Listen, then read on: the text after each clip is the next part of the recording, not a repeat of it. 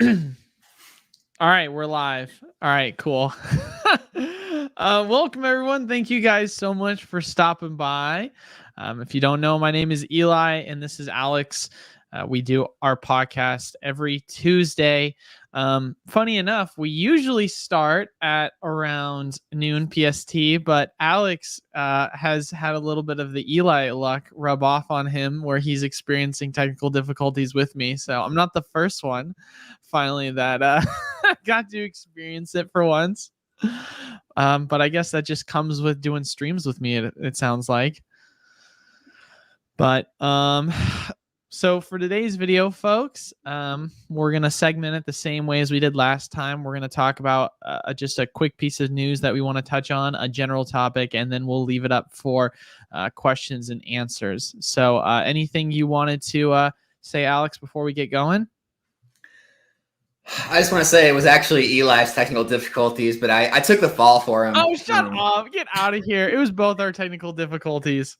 All right, yeah, let's jump into it. Get out of here. Throws me under the bus. All right. All right. So starting off, the first topic of conversation that we wanted to speak about before we discuss the title of the video is CGC. Do you want to talk a little bit about that to get things started, Alex?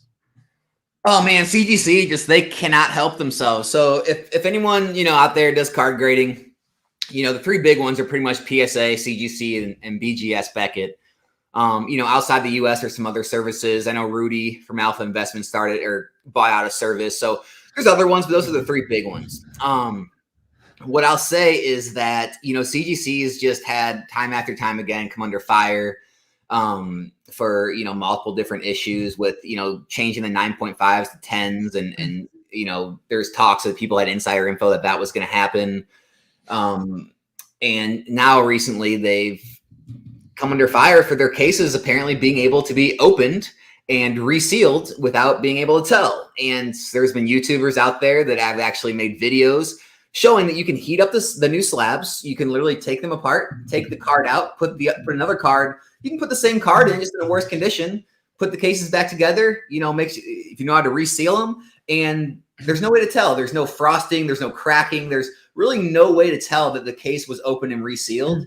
And so this could be an issue for pretty much every CGC slab out there that is currently encased, because you don't really 100% know anymore that was the card that got graded at that grade.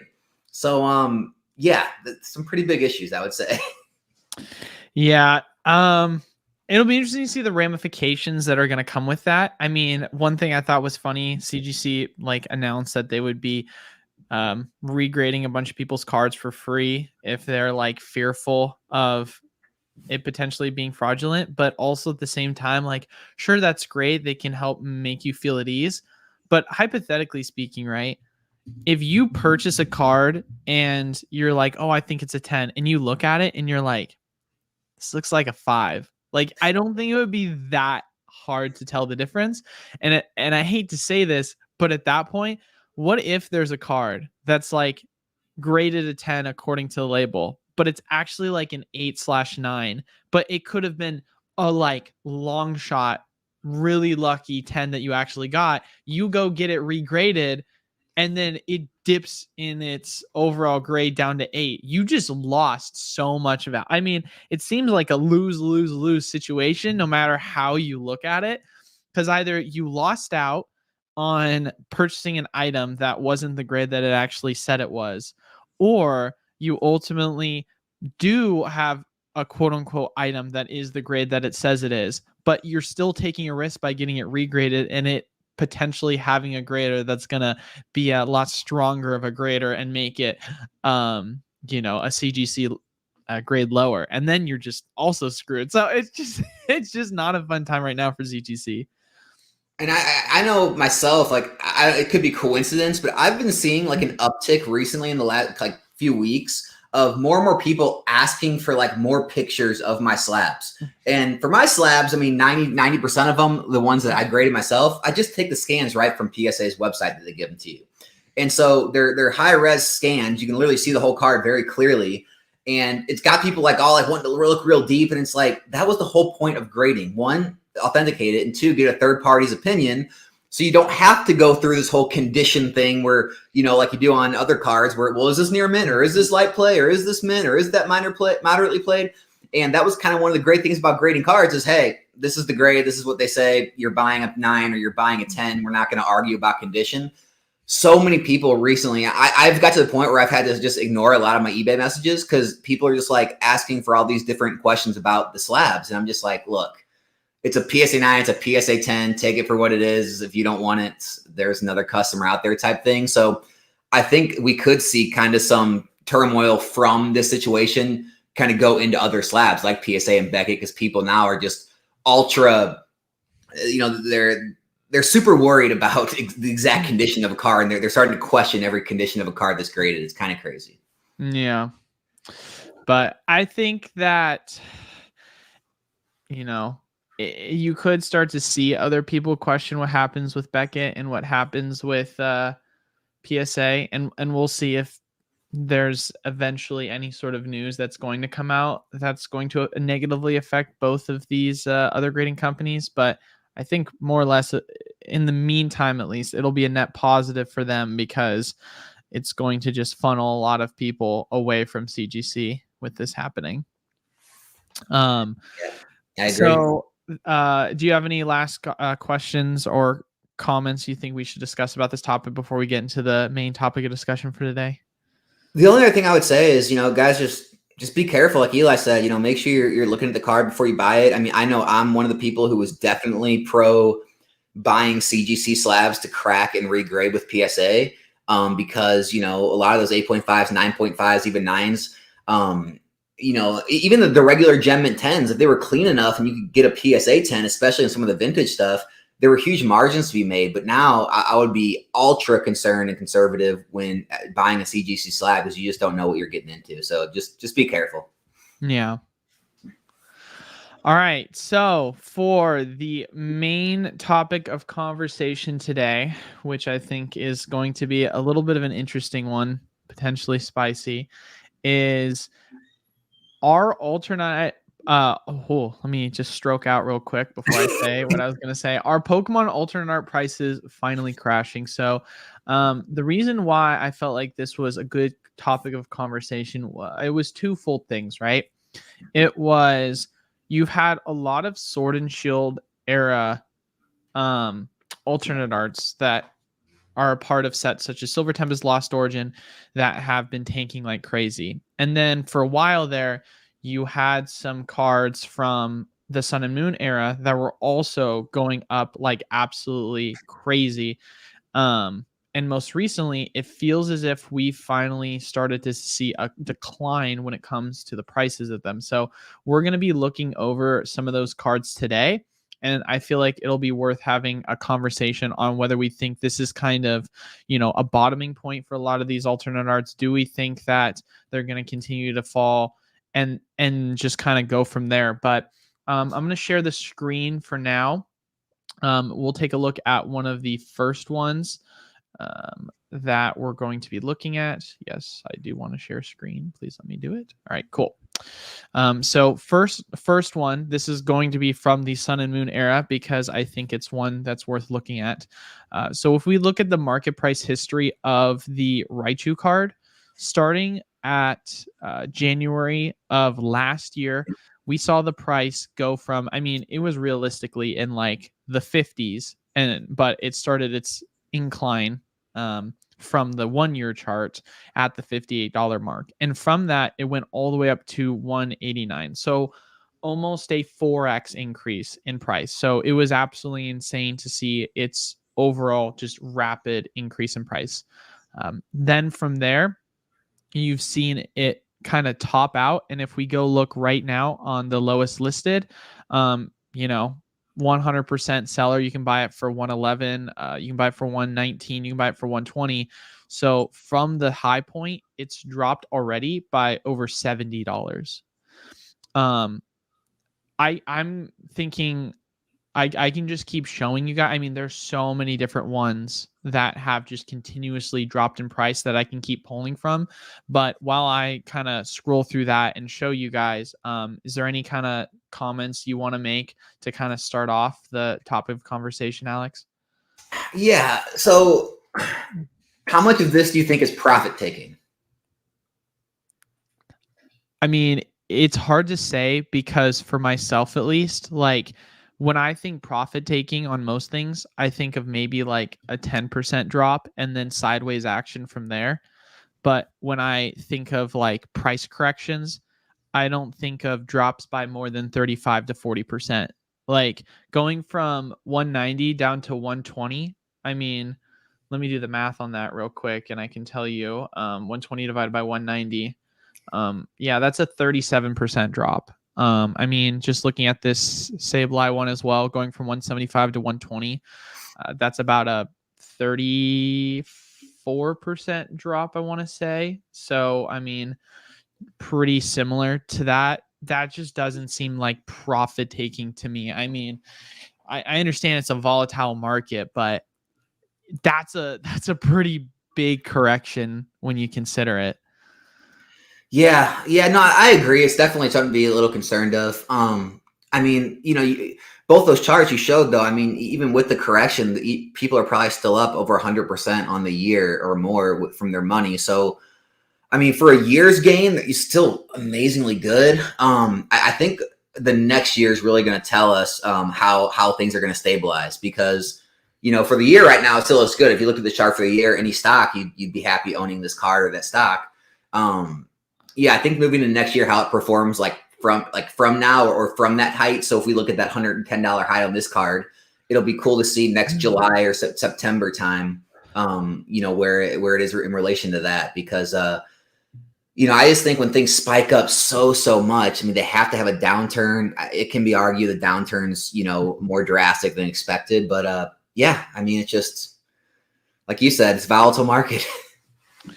Yeah, I mean, I think what makes it difficult for myself to really know, um, I understand people are saying like, oh, it used to be so cheap, like, and now people are up over, however much percent, but that's not necessarily true because yes, if you were one of the people that got in really early when the price was much cheaper, then of course you profited out. But most of the time, when it comes to the wave of individuals coming in and purchasing the product, they're usually doing it as it's already gone up like over several hundred percentage points, depending upon where it started from. Yeah. And that's more or less where I just get the most concerned about. Because if you're wanting to look at a little bit of like a deeper price history, we can go look at something like what's going on with Polkadot because they'll give us a lot longer of a price chart. So yes, if you hypothetically speaking got in at the $23 price point back in July, right, of 2021, this was when the craze of, Pokemon was at its peak, then the low point would have been $23. And then from there, the price has done nothing but skyrocket up. But I would beg to say that when it came to Slowpokes and Psyducks, like if you're a huge Slowpoke and Psyduck fan, then I apologize because I'm about to insult you right now. I don't think a lot of people were picking up like Slowpoke and Psyduck alt arts. I could be wrong because people could be wanting to master set the Sun Moon era sets. But for myself, when I just kind of look at that, I'm thinking that the price point was more or less going sideways until there was a huge spike with alternate arts. And then all of a sudden, all the alternate arts started picking up in price. And it was at this point where most people were starting to get in the price point, right? And so If you look at that chart, though, look at that chart. Like if you completely deleted out the big spike there, you could almost draw a straight line from where it was back then and to where it is now, and it's still almost a steady trend up where it's settled now, which is pretty crazy to see. Oh no, I mean the chart itself is I mean don't get me wrong, like $21 all the way up to $111. I mean, what is that? Like a 5x gain, right? So you made bank if you got it at that price. I guess what I'm just saying is I'm a firm believer that a lot of people didn't really get in until around this area. And so there's a lot of people that bought near the top. So it just kind of, for myself, makes me feel like, because let's be honest here, right? When it comes to buyouts, it's not usually like a large mass amount of people that are just influx buying it and running the price up. It's usually like a small group of like buyout groups, or it's usually one individual that's going in and just straight up purchasing all the quantities to drive up the price. And then once the price then finally has ticked up and people start to notice it, then you have like an influx of individuals panicking, trying to get in before it becomes $200-$300 or whatever kind of crazy number they have in their head. And then from there, it ultimately ends up driving the price even further, with people being at that $70 price point, $60 price point, $80 price point, whereas literally several weeks prior, they could have gotten it for a third of the price. So, I'm not saying like people are still not in the positive, or a majority of people are in the positive, but I don't think everyone is sitting at that $20 price point or at that $30 price point. I think that there's a lot more people that are closer to the top, or a lot closer to the current price point than we may realize. So you mean like a small group of people that remain in the shadows and do buyouts together? What do you call something like that? I don't know. We call it Nostalgianomics Discord. No, I'm just kidding. I'm kidding. I mean, it's definitely something that we'll be interested to see, because what I am more or less saying is not fully backed by charts, but also what you're saying is not fully backed by charts. All we know is what we know in looking at the charts, and whether or not it's a good price point to kind of pick up at this very moment in time. But I think the real topic of conversation is going back to what we discussed at the very beginning, is this profit taking.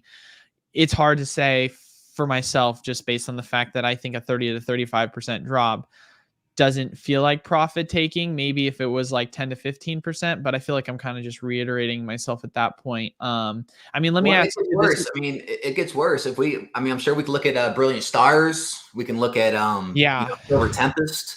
Yeah, let's pull up some charts for that. I mean, so we'll preface with looking at Silver Tempest and Lost Origin with this. So these sets obviously got recent reprints. Okay, well actually there's a couple of things, right? First thing, if you guys don't know, when it comes to Silver Tempest Lost Origin, they got recent booster box reprints back in October. They also had sleeved blister case reprints, which happened most recently. And on top of that, distro had a ton of flash sale deals with with build and battle stadiums for Lost Origin and Silver Tempest, which caused the prices of the singles to absolutely dump. Then you also add on to this where you had the god packs of Silver Tempest being found in collector chests. And then on top of that, you also saw sleeved booster cases of Silver Tempest also have like god boxes of it. We actually had one of our mods who's in our wholesale program. He ordered 4 cases of Silver Tempest sleeved boosters, which has 144 packs in it.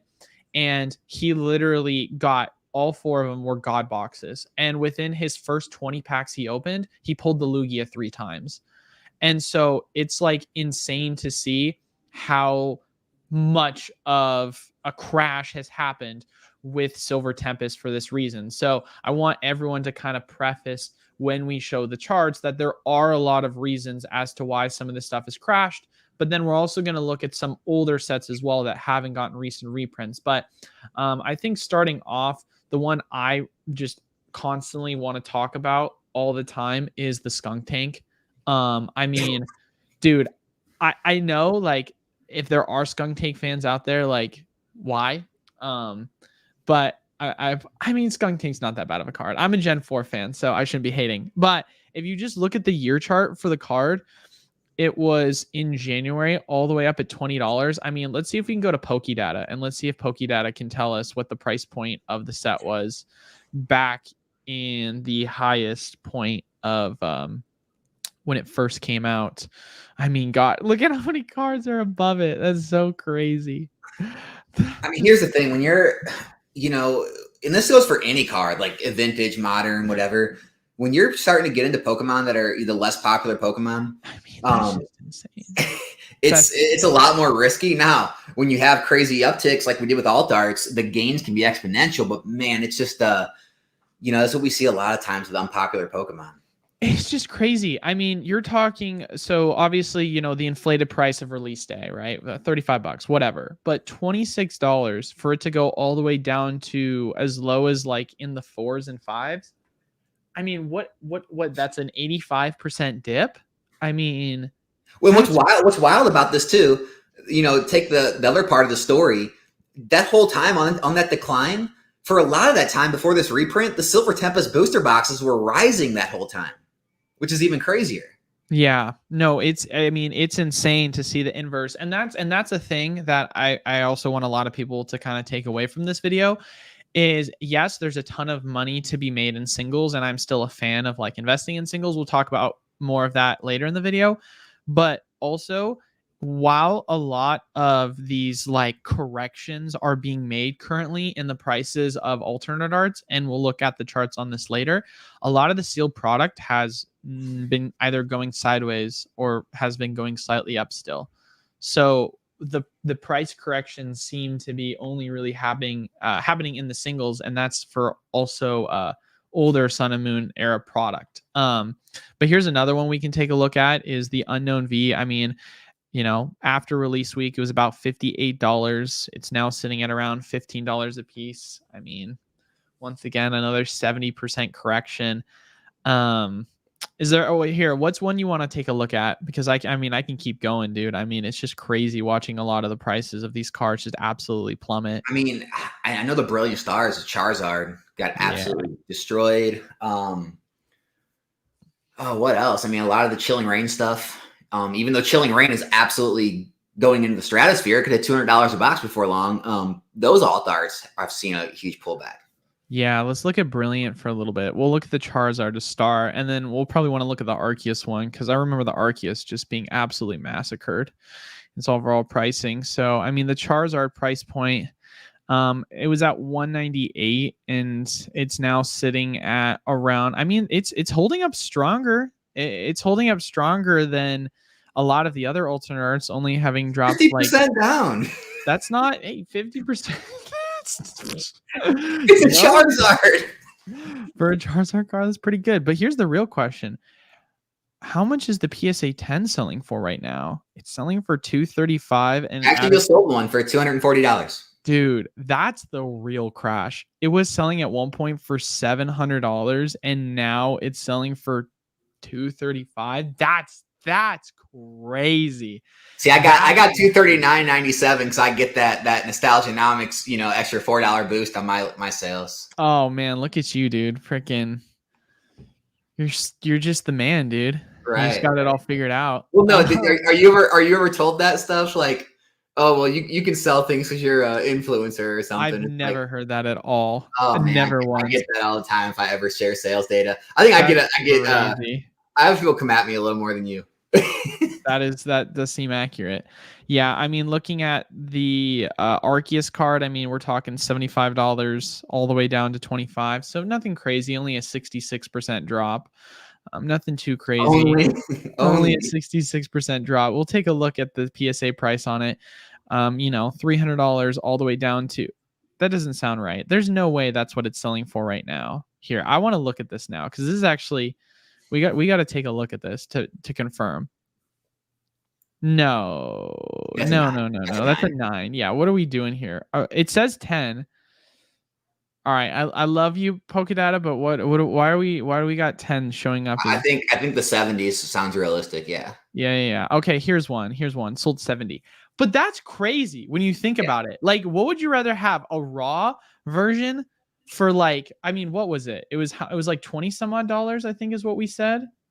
Is how much it was? $24? Yeah, $26. Would you rather have a raw for 26 or a graded for 70? Right. Like, I don't know, dude. Even if you spend the money to get it graded, that's $15. You've already invested $40 in that card. And this is a buy it now. I mean, they probably do go a little lower at auction. That's so cheap. That is so cheap. $70 for this card. I mean, the population's probably got to be absolutely crazy. But that's just ridiculous how cheap that is, right?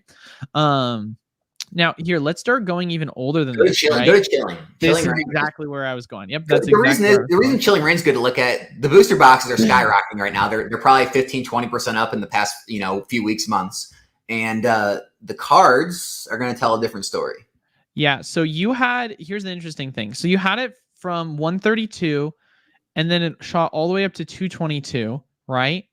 And then since then, the price has gone all the way down into the 160s. So the price of the card has dropped over $80. When was this? In June? So it's dropped over $80 in the past 6 months.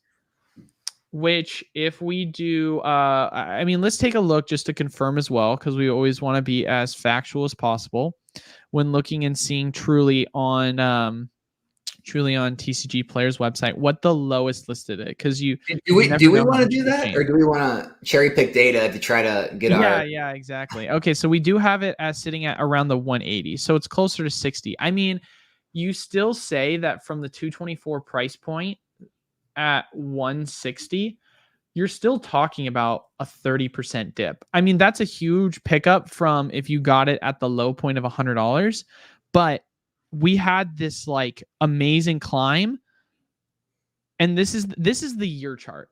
Like, just look at the year chart for this card, because if you were picking this price up at that $100 price point, you would have had to have been doing that back in, I mean, what was it showing back in 2022?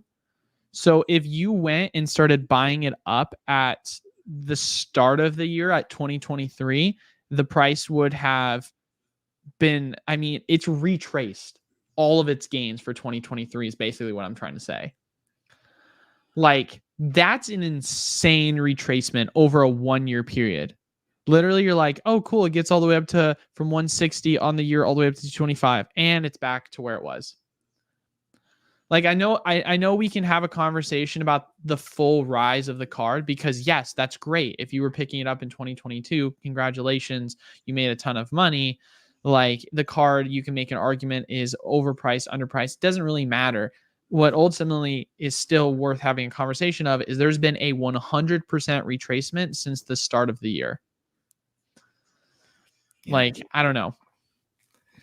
I mean, here's the thing, though, is what it kind of goes back to what I said earlier. Is it does seem like the most popular Pokemon and the highest rarities are still holding up a bit better than some of the more lackluster, not as sought after Pokemon. Even though it's seen retracement, it hasn't seen as big of retracements as some of those other ones, like we saw 60, 90%, whatever it was, losses. So Moltres is one of the only ones I think we've seen recently where it's actually been holding pretty well, which doesn't surprise me. I think Moltres is so strong. I love Gengar. The Gengar Fusion Strike's doing very well. Yeah, that's a good one. Yeah, we'll look at that one a little bit later. But yeah, I mean, let's take a look at like one of the other, miscellaneous ones that isn't super crazy at the all-time high. I mean, you saw this go up from $65 down to 40. So that's not super crazy. I mean, that's only about a 35% drop. So it's not the end of the world. But also at the same time, we ask ourselves the question, would you pick this up for $40 or would you go buy the 10 for 100? Right? Because if we look at the PSA 10 all-time high, right? I mean, ignore the very beginning of the I mean, actually though, but it's funny because we're looking at this and I'm like saying ignore it, but like PSA was closed at the time, so I think we should still ignore this part. I mean, 220 all the way down to the low 100s. I mean, that's still a 50% drop, and it hasn't stopped dipping. And that's the craziest part to me, is that you have this like rise of all the raw cards continuously going up in value, while the entire time the PSA 10 cards have been dipping, which I don't know. That feels kind of bizarre. I mean, maybe there is some correlation to be discussed with it. I mean, you can kind of correct me if I'm wrong here, but I mean, let's even go back and look at the Moltres, because it's been holding pretty strong. I would like to believe that the PSA Moltres is also going to be holding strong. I mean, we'll kind of see when we look at it with the charts, but like high point was 600, 400, 400. It's kind of been, I mean, yeah, no, the Moltres has been, I mean, it's dipped, no doubt. I mean, at its high point, it went to 350 and it went down to as low as 184, 200. So it's still seeing a dip. I mean, it's quote unquote holding stronger, but Right. not really even then with the 10. I don't know. It's a bizarre. I don't know. It's a bizarre Man, thing to see. it's just one of those things, sealed product. It just has a pretty linear path up usually after the reprints and after 1.5, 2 years. You really don't see those kind of dips unless they have massive upturns like we see with like some of the tag team sets. Then they'll have some dips, but other than that, it's usually steady rises. Whereas the PSA cards, more and more good time goes by, the more and more population goes up, and the popularity has to stay there to hold those prices up on the value. If not, it's just harder to keep the values up. Yeah, this is a really good question too. I want to see what the actual price data is showing for PSA 10 versions of this card, because I mean, we had sales as high as $511 and it's saying that it's dropped down to $292. Now, this I want to check, right? Cuz I want to make sure that the sales for this are 100% accurate. I mean, yeah, you had a bid end at 280. And the price point of this all-time high was selling for in the fives. I mean, that's almost a 50% retracement on the PSA 10s. Yeah, from the heights, but it does seem like it's doing well, in the past year still. Oh, of course. I mean, that's not what the conversation is about, is, oh, has it been doing good or has it been doing bad, right? The conversation now is, has the good finally stopped? And are we seeing it come down, or is this just, a slight decline, which doesn't feel so slight? So what are 50% down from 400% up? I mean, that's, but still. So what are we thinking? Are we thinking this is the popularity of the post-pandemic times wearing off, or are we thinking this is a good buying opportunity? What do you think with these cards? It's hard for me to kind of answer that question, because I kind of look at it from the perspective of, man, no way. Is that right? Is that really where it is right now?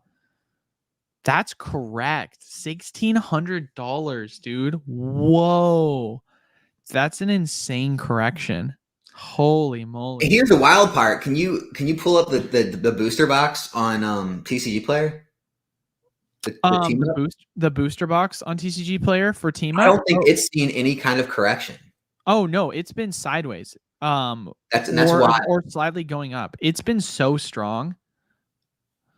Here, let's take a look at it. So right now, in terms of the sales history over the year, it's just been up, and now it's going sideways, and that's it.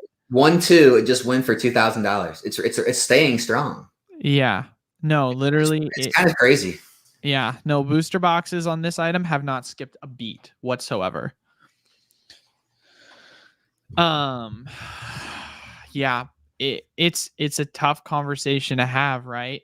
Because what do you consider to be overvalued or not?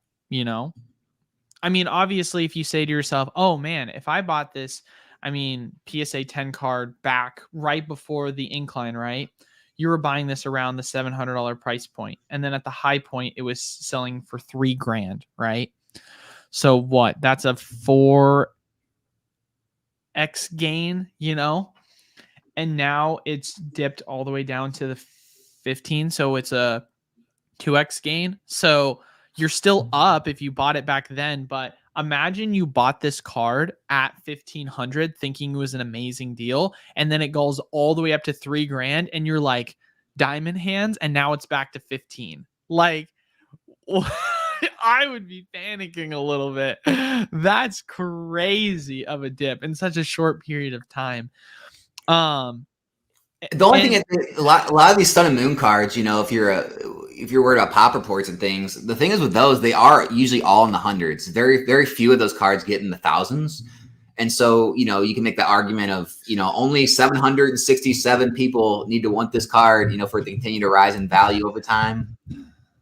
So that's got one thing going for it, at least, I guess. Yeah. I mean, everyone wants to know my opinion on if it's now a time to buy, and then you'll obviously give your input on what your thoughts are on this. Here's kind of what I'm thinking to answer that question. And I'm going to give this from the investor perspective and the collector perspective. as someone who's a collector, I think that specifically for 90% of the Sword and Shield era alternate arts, I think that they're a good buy right now. I think that maybe you can make arguments for some Evolving Skies. Maybe you can make arguments for some specific cards like the Gengar, and why they're not a good pickup. But when I look at alternate arts in sets like Battle Styles, sets like Lost Origin, Silver Tempest, Brilliant Stars, Astral. I mean, the corrections on a lot of these cards are insane. I mean, the Machamp, I think last time we were looking at the other day, it's like $80. And that might seem like a lot, but its high point was like almost $200. And for a while, it was sitting strong at $150. So for me, I just look at that and I say, that just feels like an absolute no-brainer. And then as well, if you're a collector too, if you want to master set the Sword and Shield generation, I mean, take Evolving Skies out of the mix because that's going to be the most expensive one. You could easily spend $250 and master set all of Vivid and all of Darkness. Like, you can easily master set a lot of these non-alternate art sets for dirt cheap. And then once you start getting to the alternate art sets, it's going to be much more expensive. But even then, like, I go right now to Silver Tempest and I like master set it. It's probably going to cost you around $300 to $400 besides the Lugia. It's just that one card that's going to make up 25 to 30% of actually master setting Silver Tempest. And you have to consider how deep of like a character rare subset it has. So to me, it just seems like it's so stupid cheap that yes, hypothetically prices could crash. And yes, there's going to be a large supply. But I just tend to believe that over time, there's going to be some value there. So, you know, this is kind of my thought process. And I actually told Alex this before we talked about it on stream. You know, Was that before or after the technical issues you had? This was yesterday, you goober. My personal strategy, and this is for myself, is I'm gonna want to master set the Sword and Shield era. And then once I'm done master setting it, then I'm going to start picking specific cards that I like to invest in within this era. Now, if you're someone that's like, Eli, I don't care about master setting, I just want to know what the best ones are, then I would say that for myself, just listen, I'm not a huge Skunk Tank fan, but $5 for that alternate art. And if it pulls a Sun and Moon era increase, like, let's say that card just goes from like $5 to $50. That doesn't seem like that's out of the realm of possibility. Like, that would just mean it's breaking its all-time high by like $15. Like, that's a 10x increase off of an alternate art card that has a really nice art design. It's not one of the most popular characters, but I would argue that, and I might get slack for this, but I don't think the Psyduck alternate art is one that people were super crazy about either. Yeah, I know. It's super I'm going to get hit, right? So it's like, for myself, I could see it being something like that happens, right? Now, I'm not saying go buy your Santa Colonna alt arts for $2-3 a piece. That's not what I'm saying, but like, there's going to be some of these cards that are going to be in the $5, in the $15, in the $20 when it comes to the alternate art prices, and they could easily hit $60 to $100 in a 5 to 10 year period after we've really fully cycled out of the Sword and Shield generation. I mean, you guys need to think, a large portion of these alternate art cards are about to go out of rotation here. And over the next year, we're going to see the back half of the Sword and Shield era also go out of rotation, which means there's going to be no more available print for these cards. You might have some, like, you know, loose packs thrown in here and there of specific like EX boxes, right? Or tins that's going to have older packs, kind of like how we saw that with Evolutions Forever. But that's what I was going to have you do in a second, is if you pull up Evolutions and look at that Charizard, I think that's a perfect example of how time can, you know, change things multiple times. So guys, this is way the full art. So guys, this is far removed from the pandemic. Okay, this is way after. We're not talking about the pandemic rises. Wow, you want me to look at the graded or the raw? Yeah, look at the graded, I guess. These charts don't show it. I don't know what Pokédata's deal is. Go to TCG Player. It'll show it a lot more clear. Well, that would be the raw if we're looking at it. I was showing the graded. Yeah, and the 10s are the same way, but back in Evolutions, it was everyone knows it was overprinted into the ground. I mean, they had 5, 6 reprints. It was always at distribution, and these cards are so plentiful in singles. Just look at that spike. Like this is happening, 2016. This is happening almost 8 years after the release. This is far after any pandemic spike, and these are the kind of things that can happen when popular cards continue to get popular as time goes on. People want them. I'll tell you right now. I opened tons of Evolutions. I had stacks of these full art Charizards. I probably graded, I don't know, maybe 20 10s myself. And so these were very plentiful, very easy to grade. This is what's still happening today. And so to say that like some of these alt arts, this can't happen to, and this is not a rare card. If you open, I don't know, 2 or 3 boxes of Evolutions, you're going to pull this card. You can't open 2 or 3 cases and pull most of those alt arts. And so, it really comes down to if you want to diversify, right? So if you're looking at like Sword and Shield, you're saying, well, why not just buy the sealed product? Yeah. The sealed product, has a healthy rise. It's going to have, steady gains. And as they're out of print, they're going to do well. But, for anyone wanting to try to make those more exponential gains, a lot of the times, single cards, they can have more exponential gains. Now, they can have more exponential falls as well. But when we're talking right now about a lot of these cards who have already seen a lot of those falls and they're stagnating near a bottom, it could be a good time to pick them up. So when you're thinking to yourself, well, do I buy a $90 Scarlet Violet box right now? Or I could go buy 10 of these alt arts right now for the same price. You might be better off going the singles route at this point. Yeah. No, it's crazy. It's crazy to see. And that's where it kind of goes to show you're going to have a lot more stability with the sealed product, but there's also a ton of opportunity when it comes to the volatility of these singles.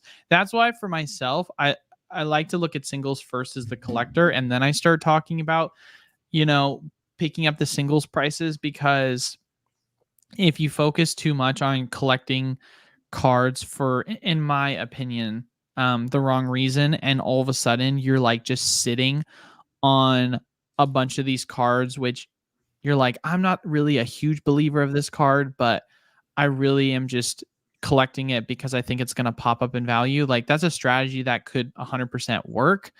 But for myself, we know that any card at any time could pop off, but any card at any time could also go sideways for years and years and years. And you're going to have to be prepared to be fine with that, because it's not going to have the same semblance of, stable rising in price as sealed product is.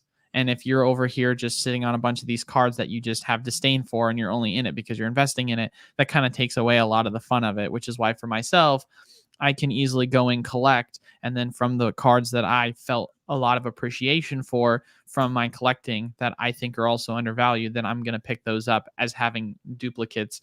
And I'm going to sit on them knowing that I'm a fan and a believer of those specific cards, not just because some PokeTuber told me to go buy a specific alt art, Right. Yeah, exactly. But all right, so I mean, let's be honest. Like singles are really more of a gamble. Like it really is. The most of the singles in most sets won't see rises; they will see stagnant times. But the one when you get it right, it feels so good, because when you get things right, I mean, we saw it with like the Latios. Like you can realistically see those 50, 100, 150, whatever, 150 plus % gains in short amounts of time. Whereas you're not always going to see that with a sealed product, but again, you're not going to see sealed products lose 50% of their value within a few months either. So, all right. So I think we're at a point right now. We've been going for about 45 minutes. So we're going to leave it off now for the last, I want to say about 25 minutes. We're going to try and not keep it as long as last time. Last time we went like for an hour and 45. We're going to keep it closer to an hour and 15 in terms of answering anyone's question. So if you have any questions now, please feel free to ask as we get into the wrap up point of today's stream. But is there any ones that you see right now, Alex, that have been asked that you want me to point out? Oh, any like actual questions? I don't know if any of that's happening in this chat. Yeah, why are they all just talking smack? That's how it usually is. I was like listening to like I saw you laugh and I was trying to read the chat and I was like, what is he laughing at? Are people saying stuff that I'm not like am I missing something? What's going on here? Oh man, this isn't a question, but I saw Alfred was being rude and he was calling me out. He said Alex's throne is more valuable than Eli's. His is bigger, but it's worth less because it's all battle academies. Oh Hey, man, you don't gotta call me out like that, man. That's not the nicest thing to say, man. What's up with that? I know here.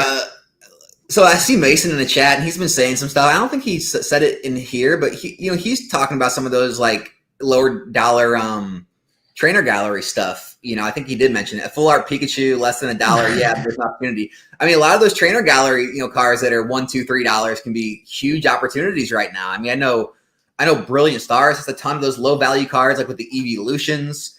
I know all the other trainer galleries, Astral and Silver Tempest, and I mean, there's a lot of very cheap trainer gallery cards that they might have some popularity in the future. Talking about all these Pikachus I got suckered into buying. Is that what you're talking about? Jesus loves me, man. How long you been holding those? Oh God, not that long, like 4 months, 5 months. I did a live about it and I got like gaslit into buying them.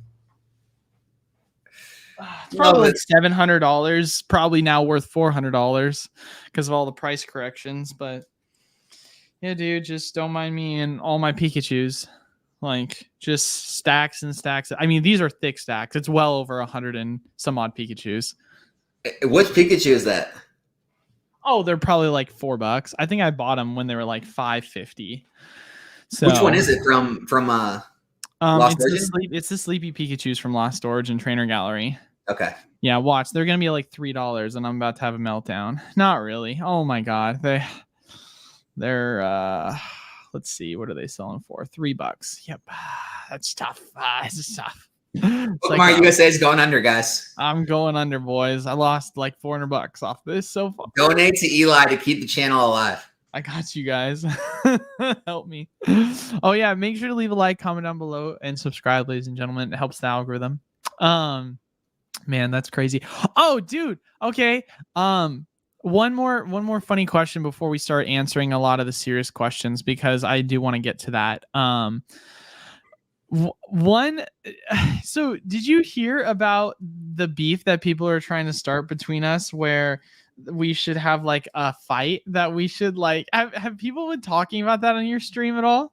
They're trying to say you called me out for an MMA fight. I'm like, I don't think I heard that. I'm like, can you link me the video? And no one ever links it. Like, oh yeah, of course. I thought that was the funniest thing ever, dude. I was like, man, people are trying to get that going. I'm telling you though, that would probably break the Pokemon sphere if we did do that. That would be the funniest thing ever.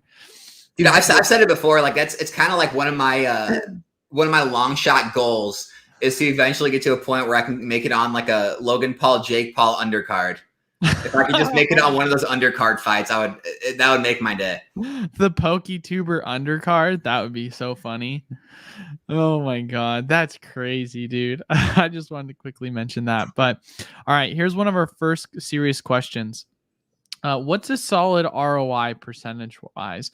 I think that's a question more or less relating to like when you're specifically trying to take profits, because I get asked this question all the time. What's a percentage you like to take? You want to kind of start off with this?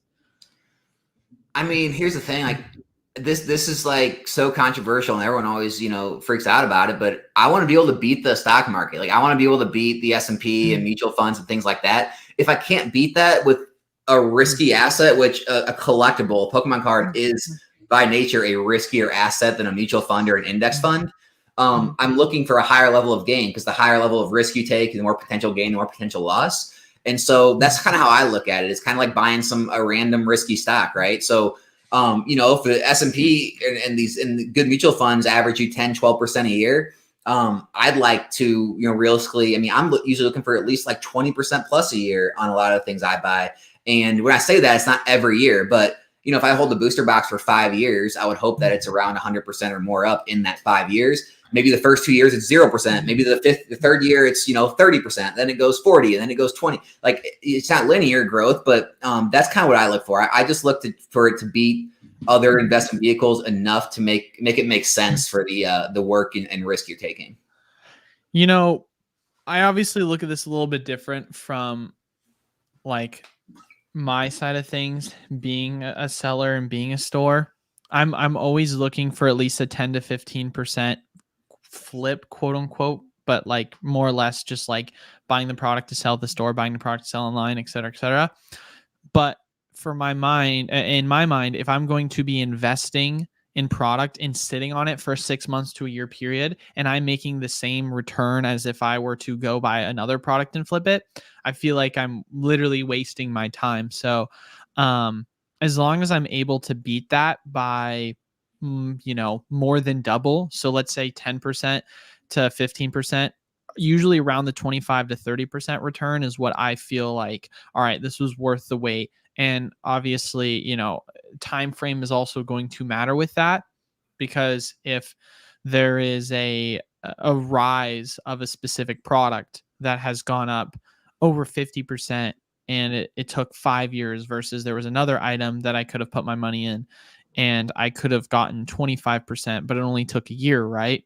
Like, one is still not like the other in that regard, because of the time frame that it takes for one item to go up more than the other. But that's kind of getting too much into the weeds of it and getting away from the question. But I'm still wanting to express that topic when it comes to looking at it from how I think about it. So 20 to 30%, I guess, would be the ultimate answer. But I think you have to always look at the time in which it's taking for it to get to that price before I really say whether this is something that's worth moving on from. Because ultimately, if there is an item that, let's say that it took a year for it to go up 25%, and then several years later, it's now still at that 25%, I'd be okay with letting go of it, because I'm saying to myself, hey, if this hypothetically does shoot up to 50% plus in the next several years, well, then great, I missed the boat on that. But liquidity is something that's extremely important, and always knowing what opportunities could potentially be better, and being able to take profit now and take the risk of moving into another item that I feel like is a guaranteed win. And that's kind of where my mind is when discussing that. Yeah, and so like when I was saying like the 20 to 30% range, I'm talking like total. And by the way, like for anyone out there, ever since I've been in the hobby, I've always been able to beat any other investment gains with Pokemon. And so when I mean like 20, 30%, I mean total. So Pokemon Go, throw that in there, right? Throw stagnant products in there. And then you throw in the high performers, like everything you buy, right? If you know what you're doing, you're gonna have some that perform, poorly or slow some years, some go down, some go up. I think cumulatively, usually you can beat, those 20, 30% gains, because like I said, you're always going to have some things that spike or do well. You're going to have a lot say stagnate. You're going to have some go down, but overall, you should be able to get those gains. And like Eli said, yeah, if you got things that are performing slowly or not performing, and you don't see a clear future, and you see a better place to put that money, by all means, it's not the worst thing in the world to sell things early and take losses sometimes, if that money can be better spent somewhere else. I mean, just think like right now, I think right now of the Pokemon Go situation. Like I went pretty heavy in that, and I saw very clearly within the first few months it wasn't going to perform the way I thought it was into the long-term future, or at least near-term future. So I immediately jumped out of a lot of that stuff, took a loss, took a bath on a lot of it, and threw that money into other things. And a lot of those other things I threw money into, they're all up. And like, so I made money off all that, and it offset any of the losses I took and then some. And so, it doesn't always make sense just to hold forever just because you're afraid of taking a loss. Yeah. I mean, the amount of questions that I've gotten when Evolving Skies was reaching the $400 price point of if I should sell or not, like it was one of the most asked questions I got at the time. And right now I think it's selling at like 450. And my honest to God opinion was, at the $400 price point, I was like, all right, guys, I'm not a financial advisor, but if I had bought in at the price point of 120, 200 bucks, whatever, and it's now at 400, I would be selling and taking profits, because at this point, you ask yourself, all right, let's say it does go up to $450, $500. What is now the percentage gain that you've gotten? It has now changed it from 400 to 440 is now a 10% gain. Whereas before, if you bought in at 120, that is like a 30% gain, which is insane. So the marginal differences as this item continues to grow, it's going to shrink more and more. It's kind of like when you look at the rise of crypto from its peaks, right? You had it go from its previous bull cycle from 3K to 20K, which is like a 7x return. And then most recently, it went from 20K to 69K, which is like a 3.5x return, right? It's still a great return when you consider the like numerical value. But if you talk about it from a percentage perspective, it's going up at a lot slower rate percentage wise when it comes to your return. So in my mind, I say to myself, all right, well, I feel like $400 for Evolving Skies is a good place for me to sell and go find an item that has potential to pop off or looks like it's starting to pop off and try and get that same percentage return by investing the $400 worth of equity I had vested in Evolving Skies in this other product instead. Yeah, that numerical and percentage value, it is very different. I don't know about you, but for me, especially getting into like, the business side of things, I've really, as far as flips go, I definitely, look for the numerical gains a lot more than any percentage gains, a lot differently than if you would invest. Like if you're investing your money, you're looking how your money can make the most percentage wise. But like for flips, sure, yeah, if you can make a certain, on percent, I can buy a $5 card and flip it for $10 and you make 100% of your money. Like that's not the same as, buying a $150 card and selling it for $225. It's like, well, I didn't make the percent gain, but I made a lot more money, And so like, it really depends on if you're investing or if you're flipping and what you're trying to do to make the most money for yourself. Well, and that's why I always tell people to factor in time, because a lot of people are hesitant to join the direct program for a TCG player because they see the percentage fee that they're paying higher than that if they did it with envelope shipments. But the problem is with that logic is that you're spending way more time doing envelope shipments. And so you might be making several 100% more margins because you're selling a penny card for like 6 pennies. But like the amount of time it's taking you to do that, like you start doing the math and you realize how much you're like not valuing your time. But you want to take Jimbo's slice question, the 151.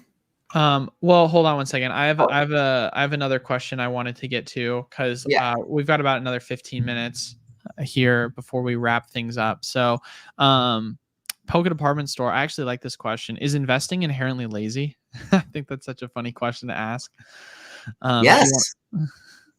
It's honestly what I got criticized for when I first started YouTube is like, oh, well, you're just being lazy, or oh, you don't want to put in the work and effort, or it's it doesn't take as much knowledge to do what you're doing, or there's a bunch of different things people can say. At the end of the day, I would argue that the majority of Americans and the majority of people probably worldwide that ever retire don't fully even understand their investments, and they literally just go to work. They put a portion of their money into a 401k, mutual funds, Roth IRA, and they do that their entire lives, and it grows and compounds. And at the end of their, working life, they have money to live on, and they truly probably never understand what they're doing, and they don't, keep up on it and check and buy and sell. They just continue to do it. And the same thing goes for a lot of Pokemon. Really, it's like, yeah, it doesn't take a lot of work to wait for the reprints of a new set, kind of like when Lost Origins Silver Tempest just did. You wait till around the end of their time and the last reprint comes, and you pick up the boxes and you put them in a closet and you let it grow over time. Like that's the whole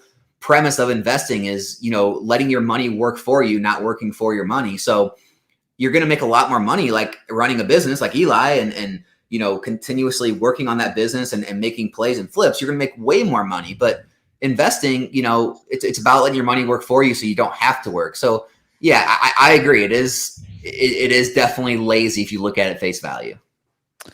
Yeah, for myself, I wouldn't go as, it's always a mentality when it comes to investing, right? So I think it's on a case-by-case basis. I personally wouldn't necessarily call it lazy, but I would more or less see it as a trade-off, because ultimately you only have so much time and you have to value that in a specific way that you feel is most beneficial to you. And although there's opportunities to make a ton more money if you're not just picking a specific item and then watching it rise in value, right? It's kind of like, I feel like this is a great example for those people that are into basketball or not into basketball. Kobe Bryant was asked the question like, what would Shaquille O'Neal be if he had your work ethic?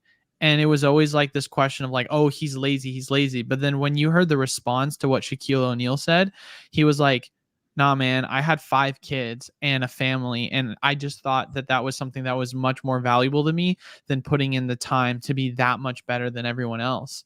And so I kind of look at it in the same way when it comes to investing / like making side hustle businesses, because you're going to have to pick and choose what you value more. And for some people, it's money. And for some other people, it's other priorities like, having a family or starting a family or relationships they may have.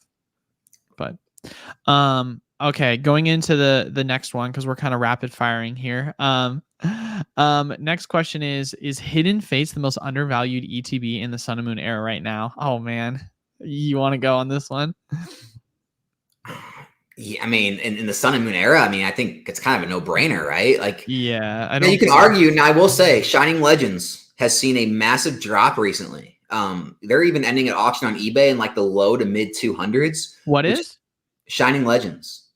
Oh, really? Those were like 300, 330 ETB for a long time. And now they're in like the low. So they've seen a massive drop off. So you could actually almost argue those are awesome pickups. I mean, that Mewtwo GX, the Mewtwo, I think that's still like a 650-ish PSA 10 card. And a lot of the other Shinings still do well. So, I mean, I know it's not the most everyone's favorite set. It's a small set. It's not like loved or anything. But, the Shinings are unique. And with that huge price drop, I'd say it's probably up there, but yeah, I mean, I think you could argue Hidden Fates is probably still the best. Interesting. Yeah, I'll be interested to see what the price drops are ultimately going to be. I do see a couple of listings that have sold in the low 200s. They're extremely recent, so I want to see a little bit more price data history on the Shining Legends before we call it fluke pricing. But yeah, if you look at the last 4, you had one that was 232, one was 215, one was 258, one was 316. So that's where I'm kind of like, I want to see a little bit more price history to know if it was an outlier or not. I think TCG players pretty lower. I think it might be in like the mid. Oh, I'm looking on eBay. Okay, yeah, I think TCG player market price now is like 260s, 270s. I think so. It's definitely dropped, pretty good off its highs even there. Yeah, I mean, yeah, I'll definitely be wanting to look at Shining Legends then and kind of paying a close attention to it. But I mean, for myself, oh man, yeah, you're right. 320 down to 265. Yeah, once. Yeah, and it's not like and again, guys, like, don't get me wrong, I'm not trying to compare Shining Legends to Hidden Fates. All I'm trying to compare is like this exact time in history, like with that big of a drop off that recently, you could almost argue it's a good pickup, by the dip. But no, like all in all, Hidden Fates, it takes it. Yeah, no, 1000%. I think Hidden Fates is kind of a shoe-in for a question on that one. All right, let's see what we have in terms of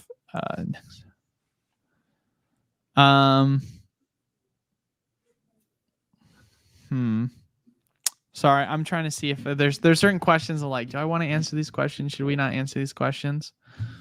Is there anyone that's kind of catching your eye? Someone asked about 151, asking do you think let's see, I'm going to try to find it again. I think it was give me the timestamp if you can. Where'd it go? Well, I can't find it now. Basically, the question was, do you think it's the right thing to do right now is to wait for more reprints on 151 or am I missing out?